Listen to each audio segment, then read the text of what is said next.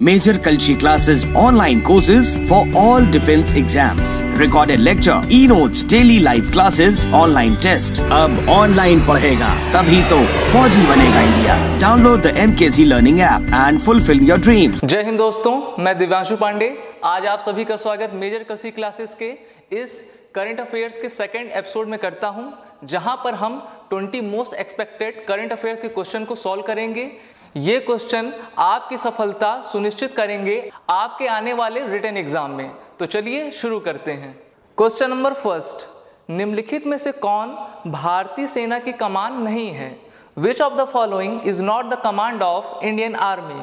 Option A central command new Delhi, option B eastern command Kolkata, option C southern command Pune and option D eastern command Shillong. आप सभी अपना answer guess करते चलिए। तो इसका करेक्ट आंसर है option D eastern command Shillong. दोस्तों, ऑप्शन ए, ऑप्शन बी और ऑप्शन सी तीनों ही भारतीय थल सेना की कमांड्स हैं, लेकिन option D eastern command Shillong यह भारतीय वायु सेना की कमांड है। क्वेश्चन नंबर 2, रेलवे जोन और उनके मुख्यालय की सूची दी गई है, आप सही मिलान करिए। ऑप्शन ए नॉर्दर्न, उसके सामने Delhi, option B west central Prayagraj, option C south western, उसके सामने ऑप्शन दिया है Jabalpur and option D north central, उसके सामने ऑप्शन आपका कोलकाता दिया है। तो दोस्तों नीचे कोड भी दिए गए हैं, आप वीडियो पॉज करके अपना सही आंसर गेस कर लीजिए। तो इसका करेक्ट आंसर है ऑप्शन सी, भारतीय रेलवे की नॉर्थर्न जोन जो है वो आपके दिल्ली में है, वेस्ट सेंट्रल जबलपुर में, साउथ ईस्टर्न कोलकाता में और नॉर्थ सेंट्रल आपके प्रयागराज में है। क्वेश्चन नंबर 3, अंतर्राष्ट्रीय बाघ दिवस प्रत्येक वर्ष किस दिन मनाया जाता है? International tiger day is observed every year on. Option A 24 जुलाई, ऑप्शन बी 29 जुलाई, ऑप्शन सी 15 जनवरी एंड ऑप्शन डी 1 दिसंबर। तो दोस्तों इसका सही आंसर है ऑप्शन बी। बाघों के संरक्षण की आवश्यकता के बारे में जागरूकता फैलाने के लिए, बाघों के प्राकृतिक आवास के संरक्षण को बढ़ावा देने के लिए प्रत्येक वर्ष 29 जुलाई को अंतर्राष्ट्रीय बाघ दिवस मनाया जाता है। इस दिन को ग्लोबल टाइगर डे के रूप में भी जाना जाता है और टाइगर का साइंटिफिक नेम पैंथेरा टाइग्रिस होता है। दोस्तों, भारत में बाघों की आबादी बढ़ी है और 2018 के आंकड़ों के अनुसार भारत में कुल बाघ 2967 हैं। तो बढ़ते अगले क्वेश्चन की तरफ। क्वेश्चन नंबर 4, भारत की सबसे लंबी सीमा किस देश के साथ लगती है? Which of the country shares the longest border with India? Option A China, option B Myanmar, option C Pakistan and option D Bangladesh. तो इसका करेक्ट आंसर है ऑप्शन डी बांग्लादेश। दोस्तों, भारत की सीमा बांग्लादेश के साथ 4096 किलोमीटर की है। इसी के साथ ही साथ दूसरे नंबर पर पाकिस्तान 3323 किलोमीटर, चीन 3488 किलोमीटर और नेपाल 1751 किलोमीटर, भूटान 699 किलोमीटर और म्यांमार की सीमा भारत से 1643 किलोमीटर की लगती है। क्वेश्चन नंबर 5, स्टेट और नेशनल पार्क दिए हुए हैं, आपको सही मिलान करना है कि कौन सा नेशनल पार्क किस राज्य में है। ऑप्शन ए हिमाचल प्रदेश, उसके सामने ब्लैक बक नेशनल पार्क है, केरला उसके सामने Kheer Ganga national park, option C Gujarat के सामने Nanda Devi national park and option D Uttarakhand के सामने पेरियार नेशनल पार्क दिया गया है। आप सभी अपना आंसर गेस कर लीजिए। तो इसका करेक्ट आंसर है ऑप्शन बी। दोस्तों, हिमाचल प्रदेश में खीर गंगा नेशनल पार्क है, केरल में पेरियार नेशनल पार्क, गुजरात में ब्लैक बक नेशनल पार्क और वहीं उत्तराखंड में नंदा देवी नेशनल पार्क है, जो कि आपके एग्जाम से ये क्वेश्चन बहुत ही महत्वपूर्ण है। तो बढ़ते हैं अपने अगले प्रश्न की ओर। क्वेश्चन नंबर 6, जुलाई 2020 को रमेश टीकाराम का निधन हो गया, वह किस क्षेत्र से संबंधित थे? On July 2020 Ramesh Tikaram passed away, he was related to which field? Option A hockey, option B para badminton, option C judo and option D running. तो दोस्तों इसका सही आंसर है ऑप्शन बी पैरा बैडमिंटन। कोविड-19 के कारण अर्जुन अवार्ड विजेता टीकाराम, जो कि एक पैरा एथलीट और पैरा बैडमिंटन के खिलाड़ी थे, उनका निधन वर्ष जुलाई 2020 में हो गया। और उन्हें वर्ष 2002 में पैरा एथलेटिक्स और बैडमिंटन में अपनी उत्कृष्टता के लिए अर्जुन पुरस्कार से सम्मानित किया गया था। उन्होंने वर्ष 2000 में दिव्यांगों के लिए badminton sports association of India की स्थापना की और उसके संस्थापक तथा सचिव भी बने रहे, जिसे अब para badminton association of India के रूप में भी जाना जाता है। तो दोस्तों, आप सब ये देखते चल रहे हैं कि ये सब महत्वपूर्ण करंट अफेयर्स के क्वेश्चन हैं। इसके साथ ही साथ आपको English, arithmetic, reasoning, general science ये भी सब्जेक्ट्स जरूरी होते हैं अपने रिटन एग्जाम को क्लियर करने के लिए।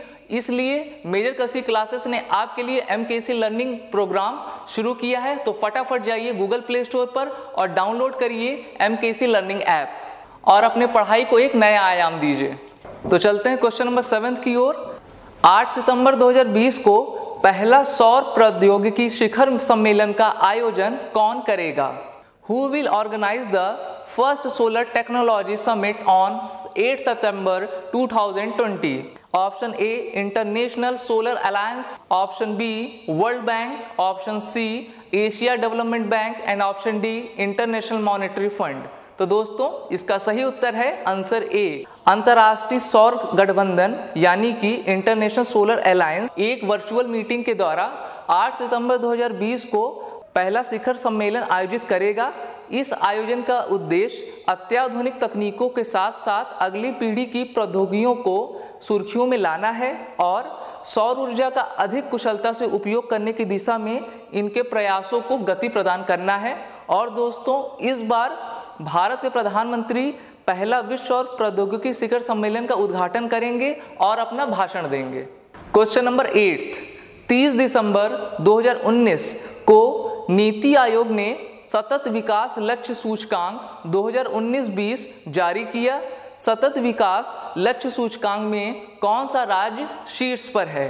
On December 30, 2019, NITI Aayog released sustainable development goals SDG index 2019-20 which state topped in this index? Option A Himachal Pradesh, option B Kerala, option C Andhra Pradesh, option D Karnataka. तो दोस्तों, इसका आंसर है ऑप्शन बी केरला। 30 दिसंबर 2019 को नीति आयोग ने सतत विकास लक्ष्य सूचकांक 2019-20 जारी किया और इस रिपोर्ट के अनुसार 2018 में भारत का समग्र स्कोर 60.8 से बढ़कर 57 हो गया है और केरल 70 के स्कोर के साथ इस सूची में पहले स्थान पर बना रहा। केरल के बाद हिमाचल प्रदेश, आंध्र प्रदेश, तेलंगाना और तमिलनाडु थे। और जान लेते हैं सबसे कम प्रदर्शन वाले राज्य कौन है। ये हैं बिहार, झारखंड, अरुणाचल प्रदेश। तो चलते हैं अपने क्वेश्चन नंबर 9 की ओर। चीफ ऑफ डिफेंस स्टाफ कौन है? Who is the chief of defence staff CDS? Option A MM Naravane, option B Sunil Lamba, option C Bipin Rawat and option D JJ Singh.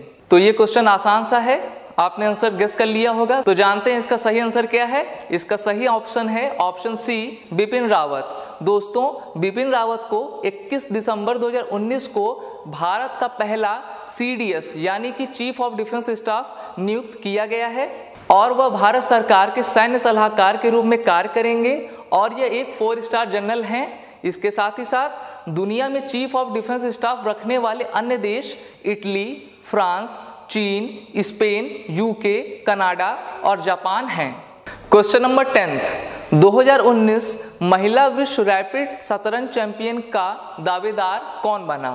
Who claimed the 2019 women's world rapid chess champion title? Option A Koneru Humpy, option B Harika Dronavalli, option C Tania Sachdev and option D Susan Polgar. तो इसका सही answer है option A Koneru Hampi. दोस्तों, भारतीय grand master Koneru Hampi ने 2019 का महिला विश्व रैपिड चैंपियनशिप अपने नाम किया। महिलाओं की विश्व रैपिड चैंपियनशिप के विजेता का फैसला एक प्लेऑफ में हुआ जो रूस में एक नाटकीय फाइनल में चीन की लेई टिंगजी को हराकर समाप्त हुआ। क्वेश्चन नंबर 11 जो आपके कल्चर से संबंधित है। किस भारतीय क्षेत्र में लोसार महोत्सव मनाया जाता है? Which Indian territory celebrate Losar festival? Option A Chandigarh, option B Puducherry, option C Ladakh and option D Andaman and Nicobar island. तो इसका करेक्ट आंसर है ऑप्शन सी लद्दाख। दोस्तों, लद्दाख के क्षेत्र में विभिन्न हिस्सों के लोग हर साल तिब्बती कैलेंडर के 11वें महीने के पहले दिन इस लोसार महोत्सव को मनाते हैं। यह त्योहार लद्दाख का सबसे महत्वपूर्ण सामाजिक धार्मिक आयोजन माना जाता है।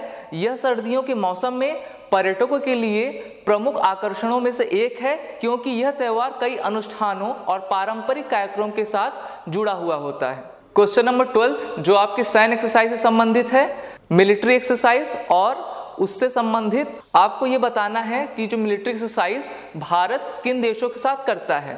Option A hand in hand है, ऑप्शन बी मित्र शक्ति, ऑप्शन सी युद्ध अभ्यास एंड ऑप्शन डी धर्म गार्डियन। तो दोस्तों जान लेते हैं इसका करेक्ट आंसर क्या है। आपने अपना आंसर गेस कर लिया होगा, तो इसका करेक्ट आंसर है option D hand in hand exercise Bharat प्रत्येक वर्ष चाइना के साथ करता है। मित्र शक्ति नेपाल के साथ हमारी होती है। तीसरी युद्ध अभ्यास जो हम प्रत्येक वर्ष यूएसए अमेरिका के साथ करते हैं, और धर्म गार्डियन एक्सरसाइज भारत जापान के साथ करता आया है। तो आपने ये जान लिया एक ही क्वेश्चन में 4 एक्सरसाइज के बारे में। ये चारों एक्सरसाइज बहुत ही महत्वपूर्ण है और 100% इसमें से एक एक्सरसाइज तो आपके एग्जाम में आएगी ही। क्वेश्चन नंबर 13, वर्ष 2011 की जनगणना की साक्षरता दर के क्रम में राज्य केंद्र शासित प्रदेश को क्रम में व्यवस्थित करें।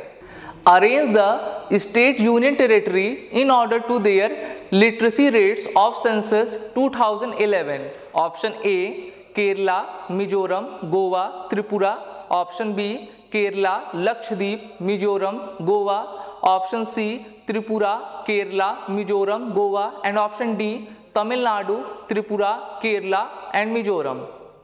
तो दोस्तों आपको बताना है कौन सा राज्य और केंद्र शासित प्रदेश एक डिसेंडिंग ऑर्डर में लिटरेसी रेट 2011 को फॉलो करता है।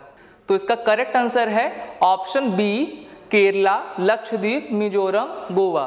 दोस्तों वर्ष 2011 की जनगणना के अनुसार केरला का जो लिटरेसी रेट था वो 94%, लक्षद्वीप 91.8%, मिजोरम 91.3 और गोवा 88.7% था।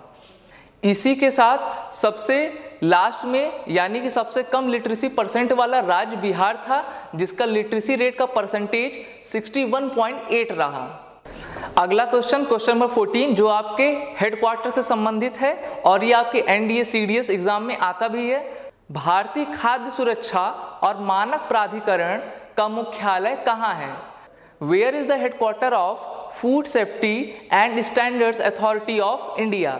Option A new Delhi, option B Mumbai, option C Kolkata and option D Noida UP. दोस्तों ये क्वेश्चन बहुत ही सरल है, इसका आंसर है ऑप्शन ए न्यू दिल्ली।